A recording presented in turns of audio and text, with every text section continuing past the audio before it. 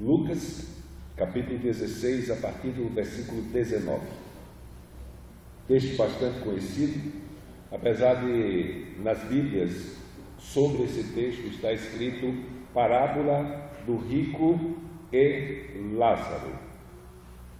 Quando o nome próprio é citado em um texto, a última coisa que você pode chamar esse texto é de um texto figurado.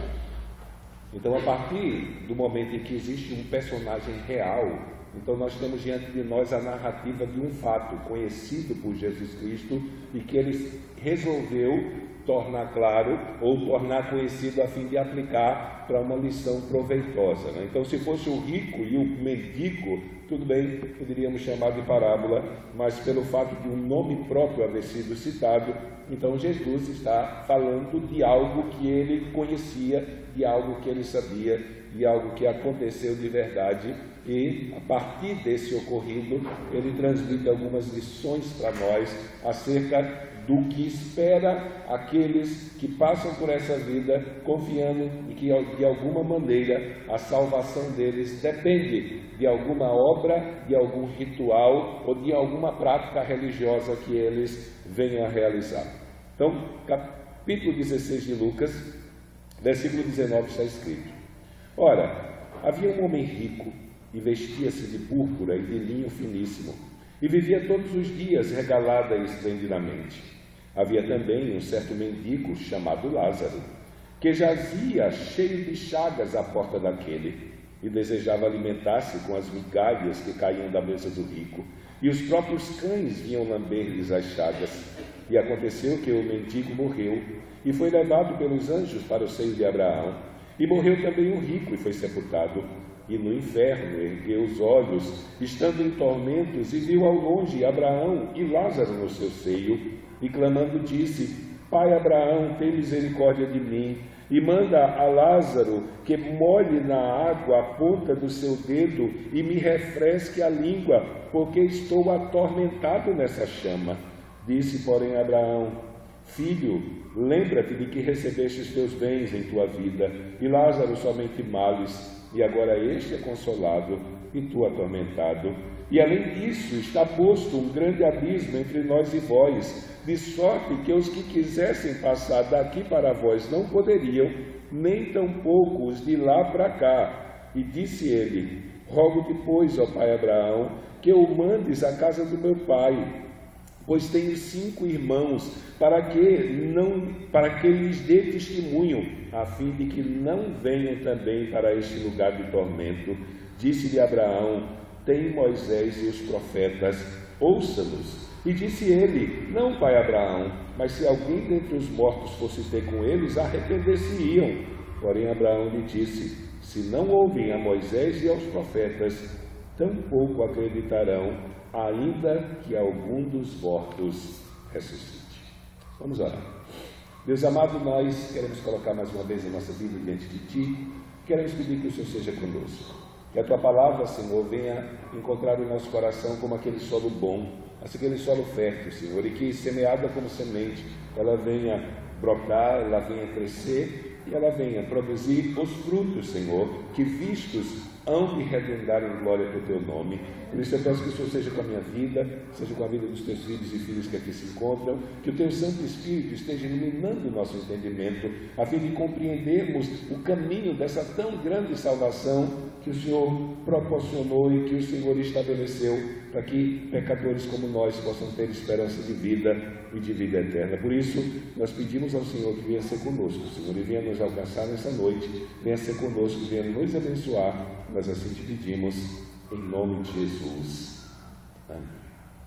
Hoje pela manhã estivemos celebrando a ceia do Senhor, falando do livramento tremendo que Jesus nos deu ao nos substituir, ao morrer naquela cruz. Por causa do pecado, todos nós fomos colocados no estado de réus culpáveis diante da lei de Deus. E por não haver nenhuma capacidade em nós de viver a nossa vida de maneira tal que pudéssemos nascer, viver e morrer, sem nunca absolutamente ter cometido um só pecado. Então o veredito da lei de Deus continuamente para nós é amaldiçoado, é maldito, porque o pecado ele traz culpa, a condenação, a penalidade do afastamento eterno de Deus e dos sofrimentos eternos. Então, lá em Gálatas, no texto que usamos hoje,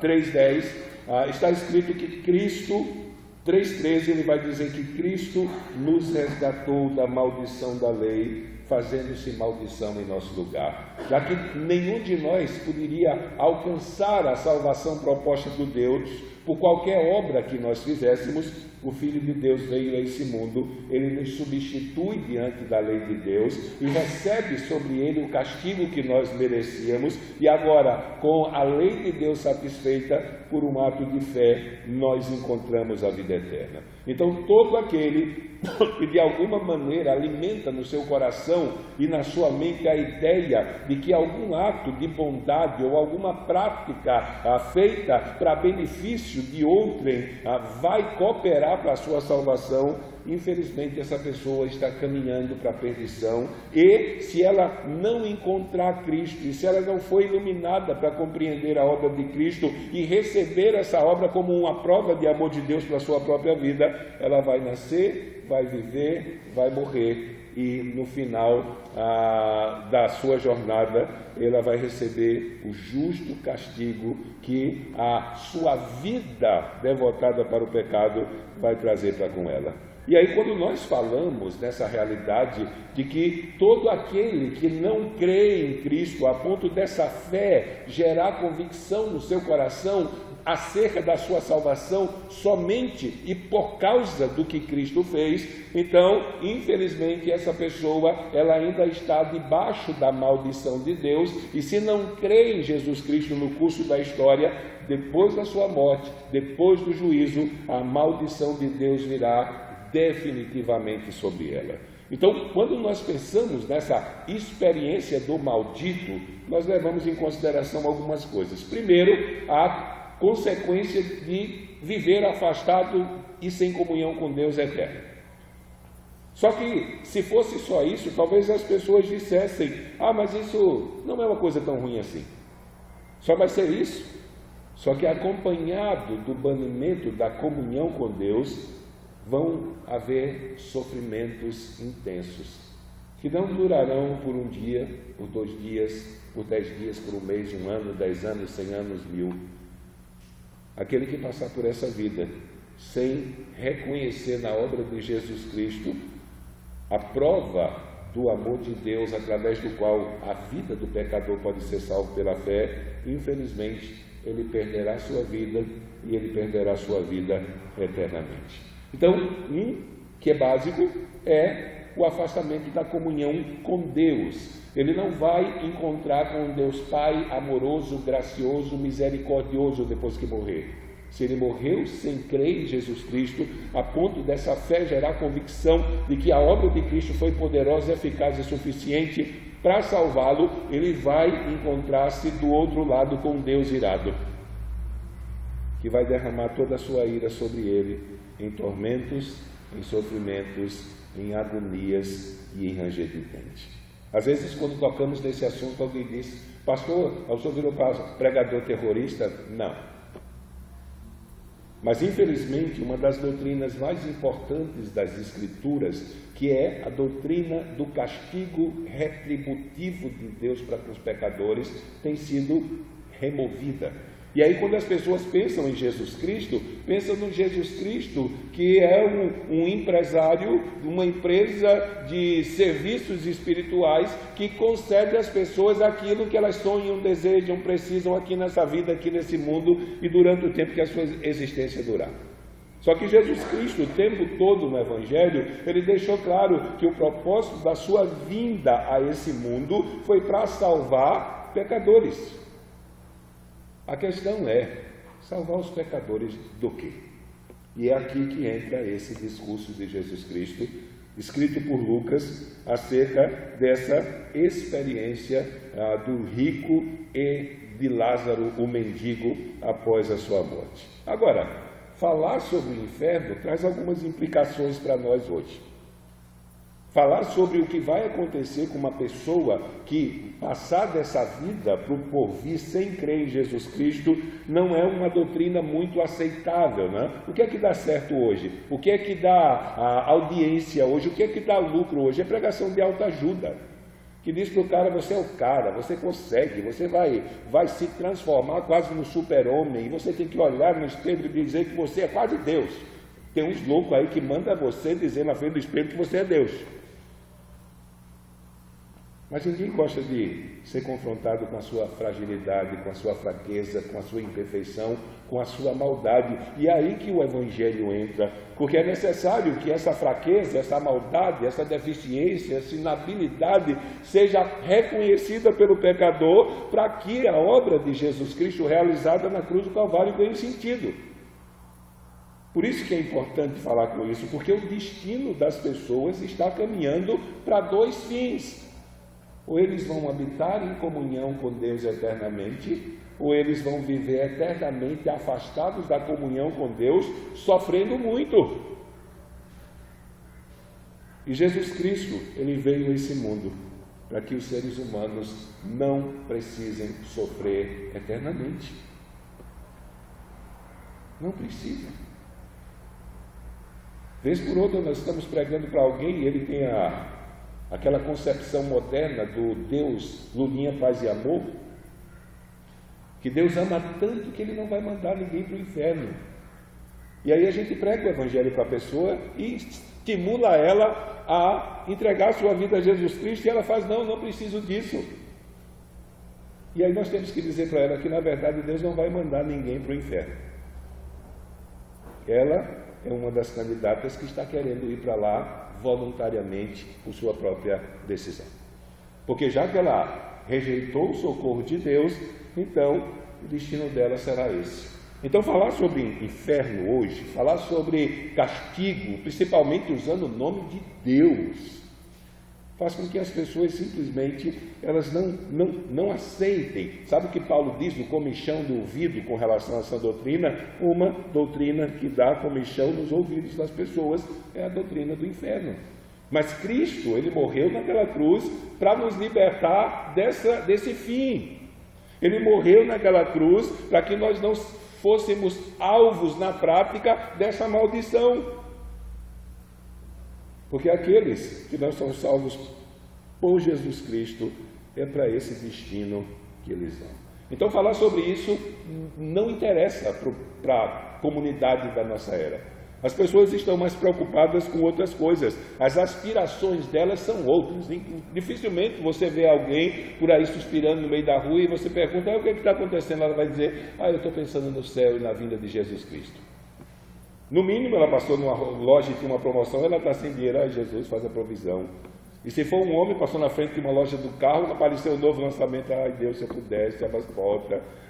Mas, infelizmente, parece que o coração e a atenção dos homens está voltada para essa vida, e voltada para essa vida tentando usar Deus para fazer e realizar na sua vida que ele acha que vai lhe fazer feliz. Só que a aparente felicidade gerada nessa vida, pela satisfação dos nossos sonhos e desejos, ela vai acabar quando nós morrermos, se nós morrermos sem encontrar o Salvador. Aqui nós temos um caso, apesar do texto não narrar, então se um texto não estabelece o fundamento da doutrina, nós perguntamos para as Escrituras. É certo aqui que o rico não creu na promessa do Messias que viria, Lázaro sim. Não foi a riqueza dele que mandou ele para o inferno, nem a pobreza de Lázaro que mandou ele para o céu. Mas aqui, a própria narrativa, ela traz algumas lições. Então, não é isso que as pessoas querem da parte de Deus. Elas querem que Deus, de alguma maneira, dê para elas aquilo que elas desejam, aquilo que elas sonham, os tesouros almejados aqui nesse mundo. Falar sobre o inferno também traz problemas na nossa era, porque não é uma doutrina que, quando pregada, ela arranque suspiro da multidão. Doutor, que ninguém deu glória, está todo mundo aí, ó. Quando nós falamos que Deus abençoa, Deus abre porta, todo mundo dá glória a Deus. Mas falar sobre o destino daqueles que passarem por essa vida sem crer em Cristo, não traz, porque não é motivo de alegria, é motivo de tristeza. E mais ainda tristeza quando você se depara com tantas pessoas que tiveram uma oportunidade de ouvir o chamado da salvação de Jesus Cristo e passaram a sua vida toda ouvindo esse chamado, dizendo não, não, não, não. E descobriram o erro que elas cometeram quando já era tarde demais. Tarde demais. Então não é uma doutrina que arranque suspiros da plateia no sentido de glórias e aleluia. Ela fala de coisas que muitas pessoas não gostam de ouvir e, se possível, não querem nem saber que existe. Imagine, você se depara com a figura desse rico aqui, depois que ele está no inferno, o desespero e a agonia dele por um socorro que não pode mais vir. Não pode. Depois que entrou lá, acabou. Não tem como mais sair. Não é como aquela falsa doutrina do purgatório, que você dá oferta, faz missa, faz 7 dias, 30 dias, acende vela e isso vai diminuindo o seu tempo. Aqui não tem jeito mais. Não tem mais tempo. Depois que se entrou lá, é a eternidade que se estabelece. Mas, infelizmente, as pessoas, elas não gostam e nem querem ouvir acerca dessas coisas. Mas elas precisam ouvir, porque se elas não encontram com Cristo no seu caminho, é para esse triste fim que elas estarão indo.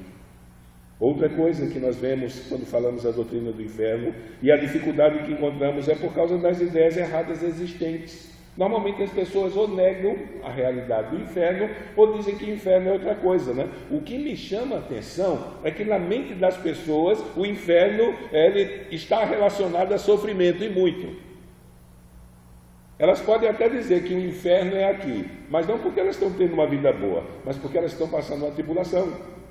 Isso que eu estou passando é o inferno, só que elas precisam saber que o inferno que aguarda aqueles que passarem por essa vida sem crer em Jesus Cristo e entregar a vida a Ele será muito pior.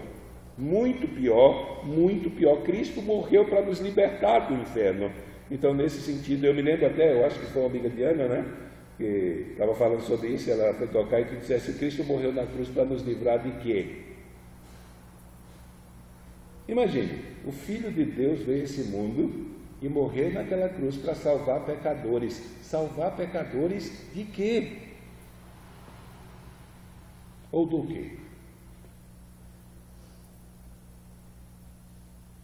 Ele morreu naquela cruz para nos livrar do castigo de Deus, de sermos alvos do castigo do nosso Criador por causa do nosso pecado, por causa da nossa desobediência. Falar em inferno é difícil, porque falar sobre isso, para algumas pessoas, mancham a imagem do Deus bondoso e amoroso. Mancham. Então, algumas pessoas parecem que se a gente toca nesse negócio do castigo, a gente está quase blasfemando contra Deus, porque Deus é amor, irmão. Deus é misericordioso. Deus é isso, Deus é aquilo. E aí acabou. Eu me lembro que eu estava pregando para uma senhora, e quando eu terminei, ela olhou para mim com aquela cara mais espiritual do mundo e disse: olha, eu não acredito que um Deus de amor tão grande vai mandar ninguém para o inferno, meu filho. E aí a gente tem que repetir tudo de novo. Ele não vai mandar, as pessoas estão indo porque querem. Porque elas não querem reconhecer de verdade Jesus Cristo, o seu Salvador. Então, não é uma doutrina insignificante. Não é uma doutrina que você passa pelas Escrituras e acha um texto aqui, outro ali. Pelo menos 58 citações diretas ao inferno nós encontramos nas Escrituras. E dessas 58, 14 foram ditas por Jesus Cristo. Imagine se Jesus Cristo estivesse hoje diante de nós, dando um sermão desse aqui, fazendo a sua correlação do sermão. Mateus 5:29 diz: se o teu olho direito te faz tropeçar, arranca-o e lança-o de ti, pois que é melhor que se perca um dos teus membros do que seja todo o teu corpo lançado no inferno. Em Mateus 10, 28, Mateus registra: e não temais os que matam o corpo, e não podem matar a alma. Temei antes aquele que pode fazer perecer no inferno, tanto a tua alma como o teu corpo. Depois, Mateus 18, 9, é uma repetição de Mateus 5, 29, só que numa ótica diferente. Ele vai dizer: e se o teu olho te fizer tropeçar, arranca-o e lança-o de ti. Melhor te é entrar na vida com um olho só, do que tendo os 2 olhos ser lançado no inferno de fogo. E aí nós vamos caminhando pelas Escrituras. Mateus 23, 53 diz: serpentes, raça de víboras, como escapareis da condenação do inferno? E aí Jesus estabelece o caráter eterno da condenação. Ele diz o seguinte, foi registrado por Marcos: e se a tua mão te escandalizar, corta. Melhor é para ti entrares na vida aleijado, do que tendo as 2 mãos ires para o inferno, onde o fogo nunca se apaga, onde o bicho não morre e o fogo nunca se apaga.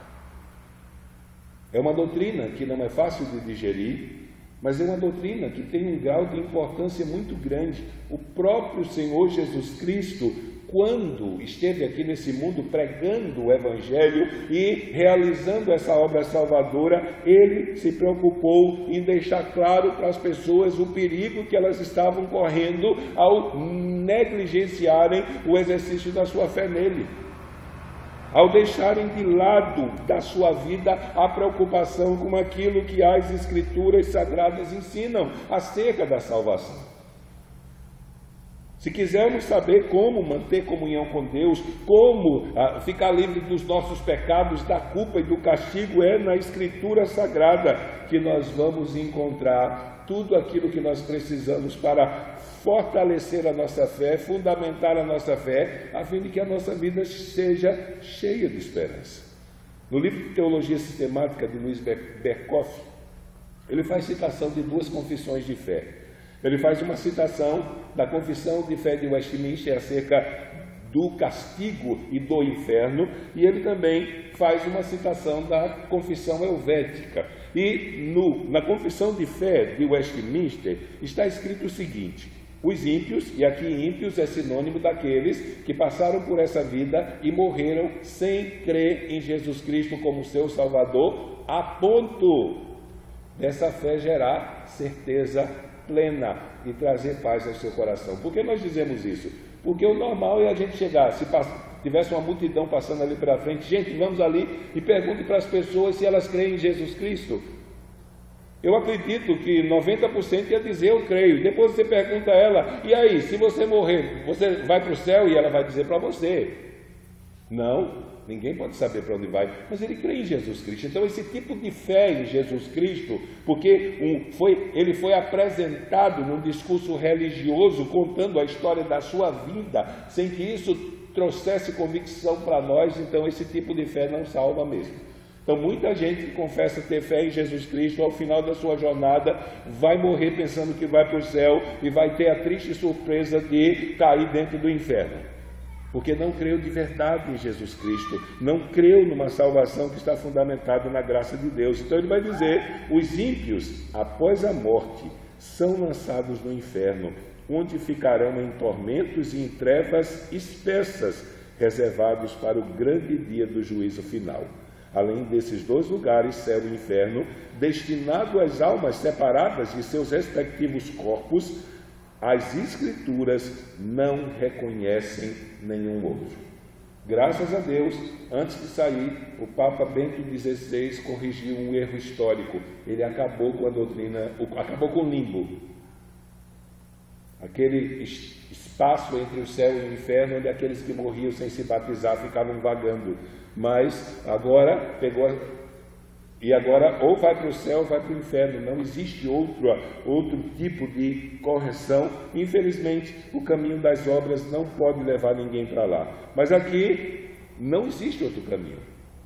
Ou você termina a sua jornada e morre e cai no céu, ou você termina a sua jornada, morre e cai no inferno. Isso vai depender do tipo de confiança que você tem na obra de Cristo. Na Confissão Helvética diz o seguinte: de modo semelhante, cremos que os incrédulos são precipitados no inferno, do qual não há retorno aberto para os ímpios, por causa alguma que os vivos façam. Existem algumas seitas que elas têm o costume de batizar os mortos em nome de Jesus depois que eles morrerem. Eles pegam um parente e batizam com o nome do morto, e aí eles prometem que quando esse batismo foi feito, o morto saiu lá do inferno, mas não tem jeito. Isso é ilusão, isso é um engano, porque depois que se vai para lá, não tem mais como voltar, tanto para um lado como para o outro. E aqui, em Lucas capítulo 16, para mim, uma narrativa,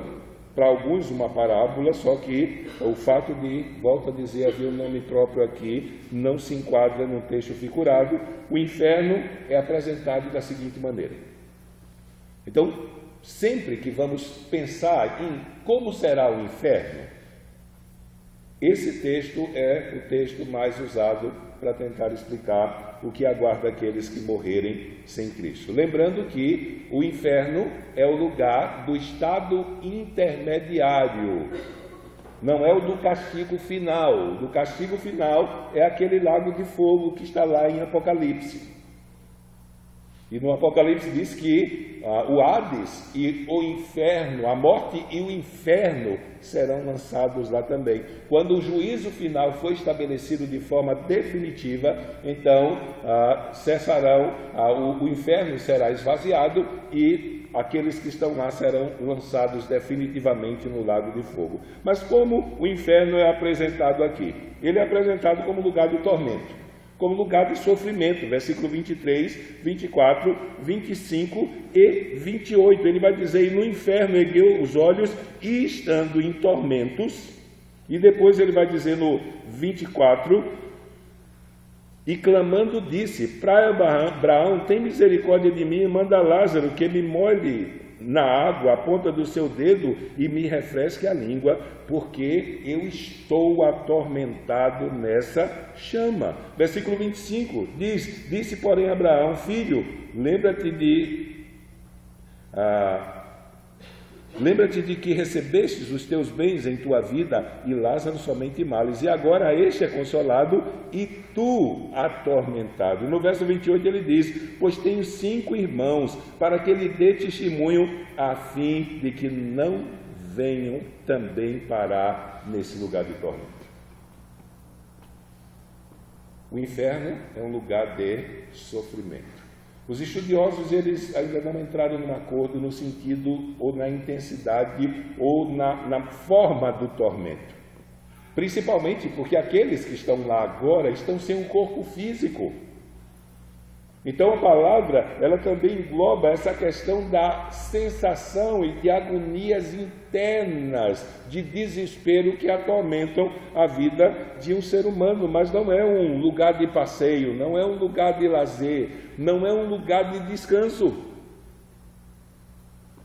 Passar por essa vida, ouvir acerca da obra que Jesus Cristo realizou para salvar a vida do pecador e durante toda a sua vida negar-se a recebê-lo como Salvador e Senhor da sua vida, é concorrer para que no final da sua jornada esse seja o seu destino. Um lugar de tormento que adentrará a eternidade. Então, o inferno não é um lugar bom. Não é um lugar de prazer. Eu me lembro que alguns anos atrás eu estava em João Pessoa e, infelizmente, lá abriu uma igreja do diabo. E eles estavam fazendo, o que era o líder lá da igreja do diabo, estava fazendo um programa na rádio, estava passando nas caixinhas e eu parei. E ele dizendo para as pessoas que o diabo não era ruim, que o inferno não é ruim, não é um lugar ruim. E aí a gente vai ter que decidir se acredita em Jesus Cristo ou se acredita no líder da igreja do diabo. Mas aqui Jesus Cristo, ele foi bem claro, ele deixou bem claro quando narrou esse episódio que o inferno é o lugar de tormento. Segunda coisa, é uma condição para sempre. É para sempre. Entrou lá, acabou.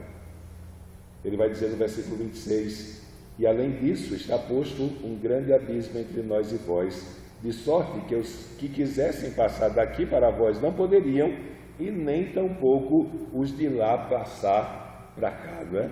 Eu me lembro de alguns séculos atrás, eu não era convertido, né? Havia uma novela que era, o nome dela, A Viagem. E aí a viagem era justamente essa coisa da morte, né? As pessoas morriam, umas iam para o inferno e as outras iam para o céu. O interessante é que elas se visitavam umas às outras, né? Então quem estava no inferno podia ir lá e quem estava no céu ia visitar os parentes que estavam mortos lá no inferno.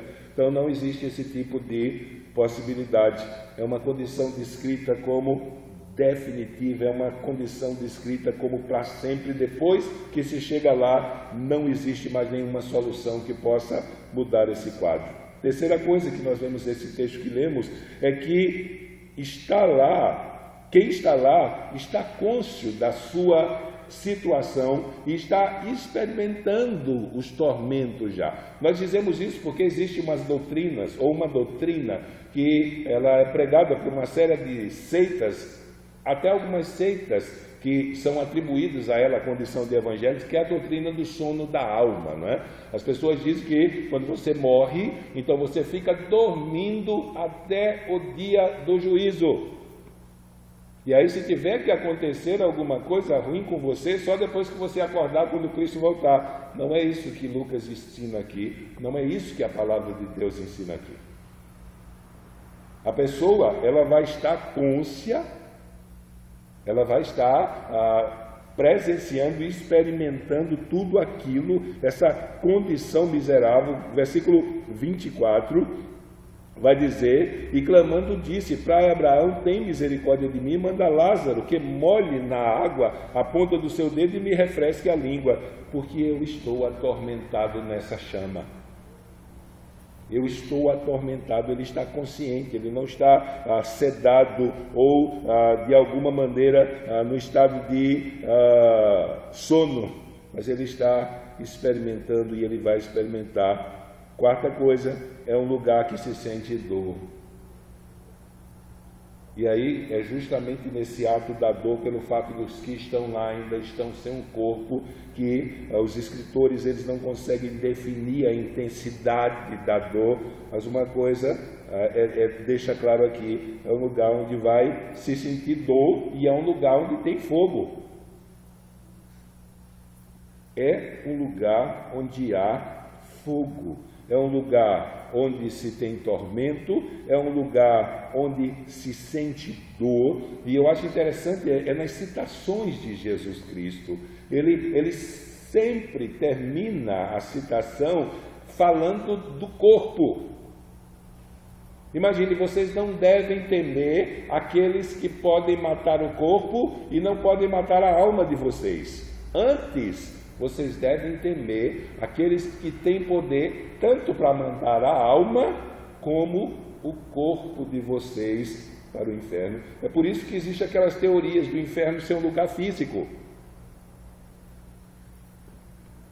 O lugar de tormento ser um lugar físico por causa dessas figuras, só que nós sabemos, à luz das Escrituras, que o problema do corpo do ímpio ele será evidenciado quando eles forem julgados e lançados no lago de fogo. Quem está lá, ele não deseja que ninguém possa ir para lá. E aí não dá para pensar em sono, não é?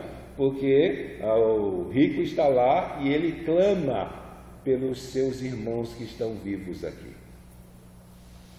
Ele implora a Abraão para que mande Lázaro para vir pregar para eles. Abraão manda Lázaro lá, para que os meus irmãos, são 5 irmãos, para que eles sejam alertados e eles não venham parar também nesse lugar de tormento. Tem um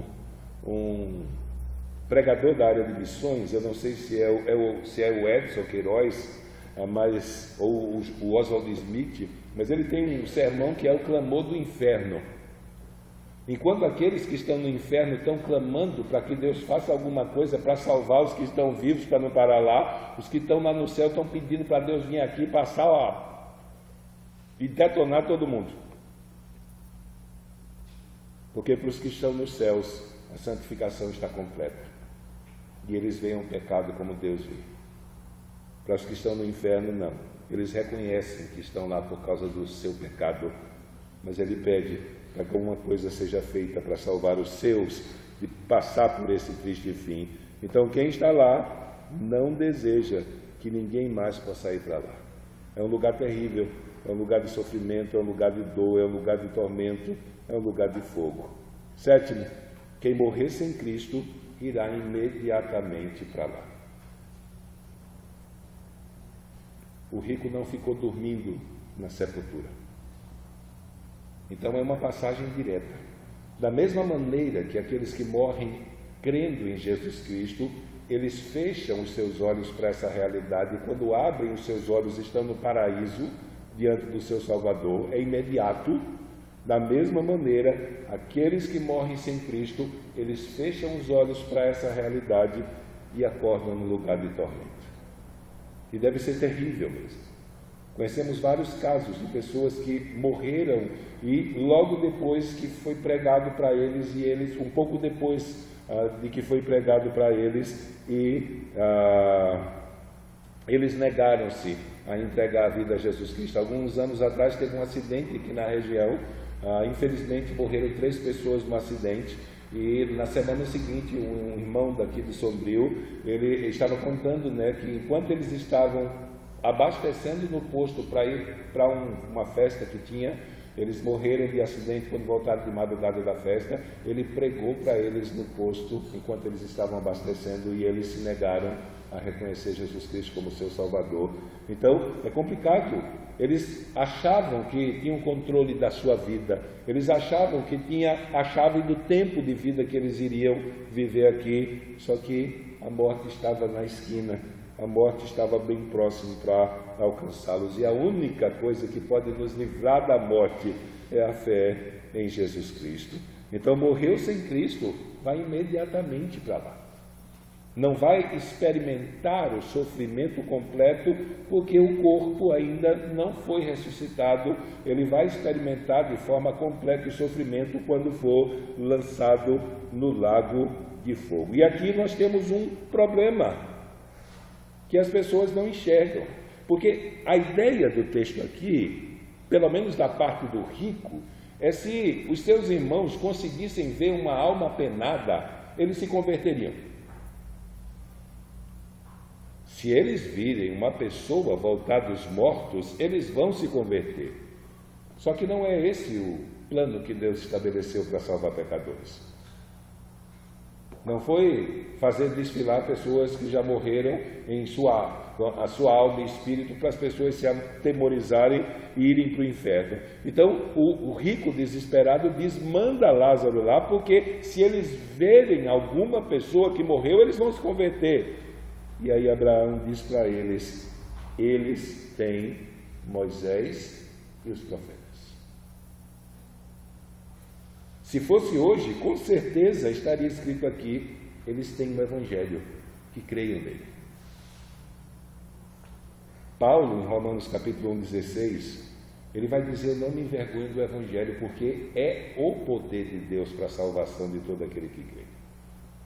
Não é um poder, mais um. O evangelho é o poder de Deus para a salvação de todo aquele que crê. Então a resposta de Abraão para o rico foi que eles creiam nas Escrituras e naquilo que as Escrituras ensinam sobre a salvação de Deus. E hoje pela manhã nós estávamos agradecidos a Deus, porque a obra que Jesus Cristo fez na cruz do Calvário nos resgatou desse triste fim. Pelo menos aqueles que creram de verdade. Pelo menos para aqueles cuja convicção acerca da obra de Cristo fez com que o seu coração descansasse nele. E quando ele olha para o futuro e para a eternidade, ele sabe que quando o seu Salvador voltar, ele vai se encontrar com ele e vai habitar com ele eternamente. Simplesmente porque um dia ele ouviu a palavra de Deus e creu naquilo que a palavra de Deus diz.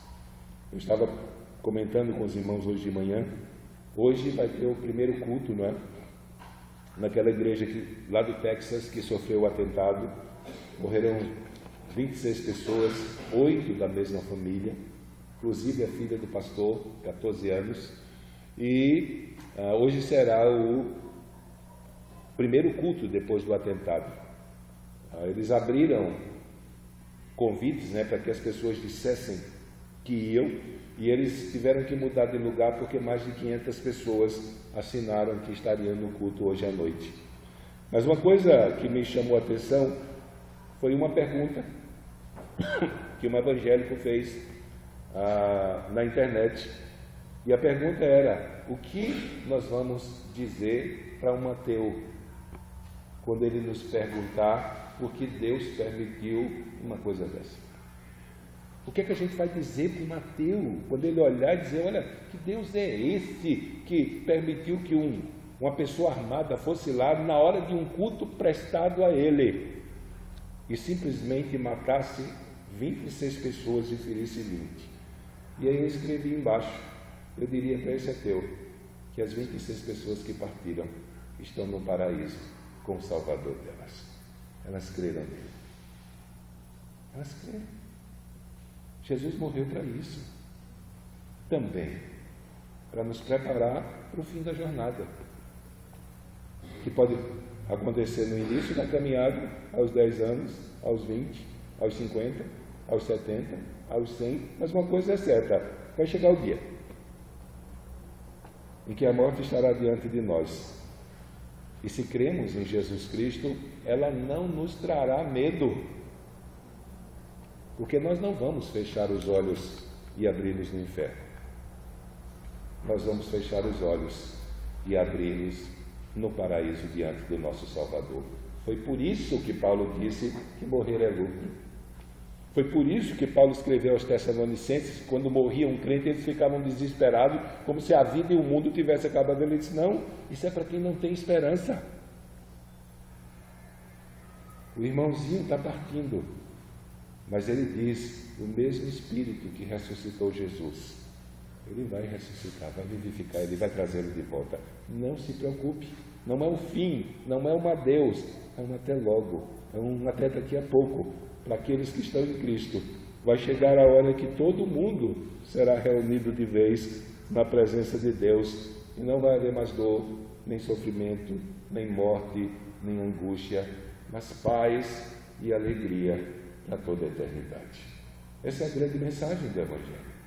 Cristo veio a esse mundo para salvar pecadores, e Ele vai salvar não os pecadores que se tornaram bonzinhos, mas os pecadores que creram na obra que Ele realizou e creram nele de todo o coração, a ponto de entregar a sua vida de tal maneira a Ele, que conseguem descansar não apenas a sua vida terrena, mas a sua eternidade nas suas mãos. Hoje pela manhã sempre terminamos a ceia cantando uma estrofe de Deus enviou à capela. Sempre terminamos a ceia cantando aquela estrofe: porque Ele vive, eu posso crer no amanhã. Porque Ele vive, temor não há. Porque eu sei que a minha vida está nas mãos do meu Jesus que vive está. Depois que eu criei nele, depois que eu entreguei a minha vida a Ele, a minha vida não está mais nas minhas mãos. E eu sei que eu vou estar com Ele eternamente, porque a minha vida está nas mãos dEle. E Ele prometeu que nós vamos estar lá. Então curva sua cabeça. Pense nisso. Ele pode fazer muita coisa pela nossa vida, inclusive nos abençoar nas nossas necessidades terrenas. Só que se a bênção dele for só nessa vida e nós morrermos, perderemos a nossa vida. O inferno será o nosso destino, o julgamento e a profissão de culpado será o nosso veredito, e o lago de fogo será o nosso lar eterno. Mas eu volto a lembrar: Jesus Cristo não veio a esse mundo e morreu daquela cruz para que eu e você precisemos ir para esse lugar. Ele veio a esse mundo e morreu na cruz para que eu e você estejam com Ele eternamente. Por isso, curva a sua cabeça e ore assim.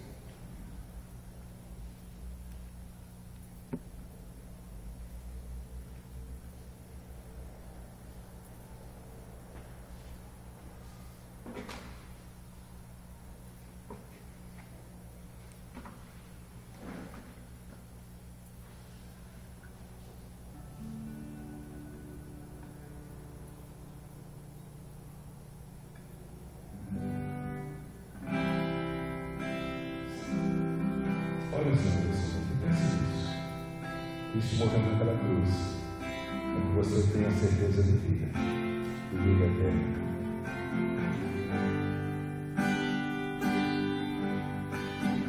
Mesmo sendo assim, pobre pecador, Deus me ama.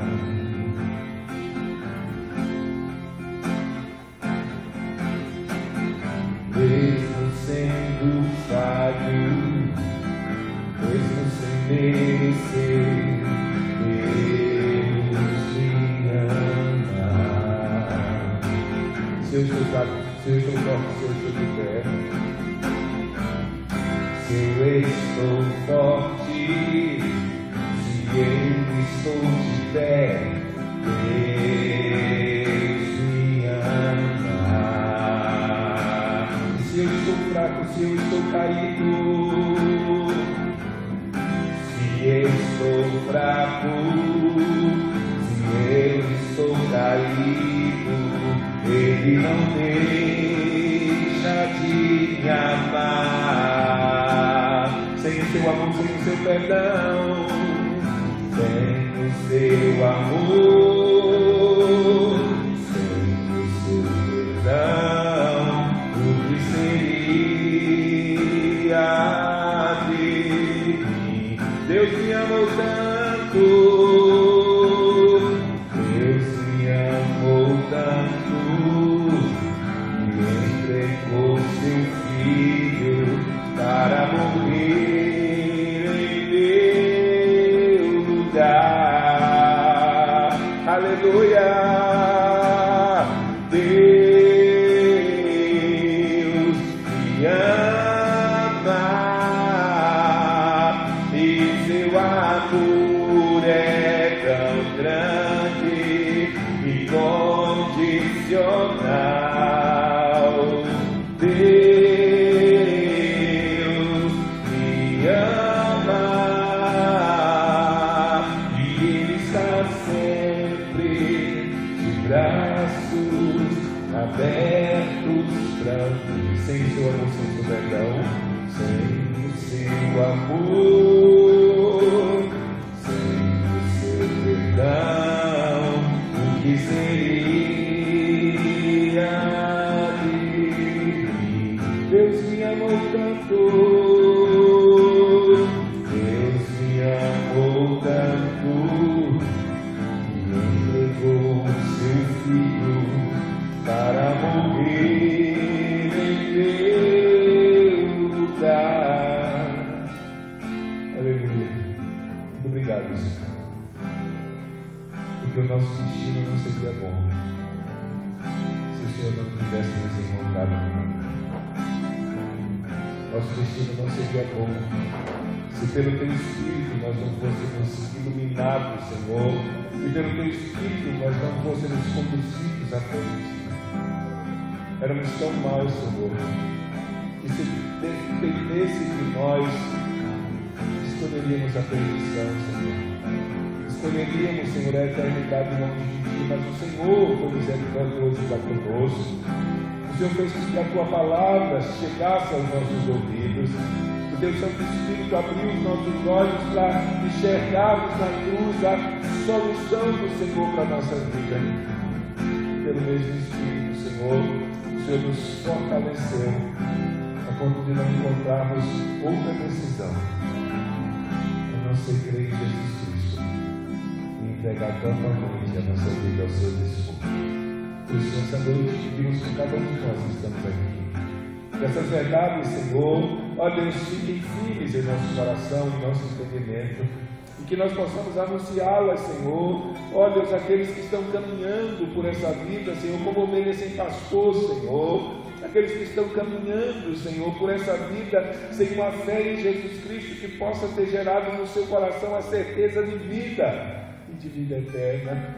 Por isso, da mesma maneira que pelo Teu Espírito o Senhor iluminou o nosso entendimento, que pelo Teu Espírito o Senhor nos fortaleceu a fé, assim que tivéssemos condições de crer, Senhor, de todo o nosso coração, que o Senhor esteja alcançando aqueles que estão na dúvida, Senhor, e gerando convicção em seus corações, como um dia o Senhor fez conosco.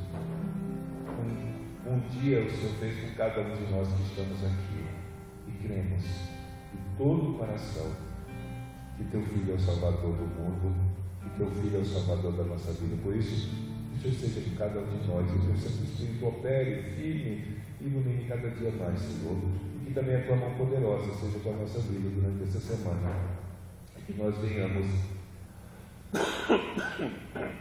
em todas as coisas glorificar o Teu santo nome. Por isso, recebe nosso louvor e a nossa gratidão nessa noite, ser conosco de volta aos nossos lares, Senhor, ser conosco durante essa semana, ser conosco com a nossa ida lá em Morro da Fumaça, ser conosco com a viagem que queremos fazer, Senhor, que a Tua mão poderosa seja conosco, nos guardando de todo mal. Nós te pedimos em nome de Jesus. Amém? Só lembrando, culto de terça-feira à noite em Morro da Fumaça, quarta de manhã, quarta noite lá em Morro da Fumaça, quinta noite em Povilhana. Então vamos ter a noite de gospel lá no pavilhão de eventos. E final de semana os cultos já foi dado o aviso. Então, cumprimente seu irmão, sua irmã, e até terça-feira lá em Morro da Fumaça, se Deus assim permitir.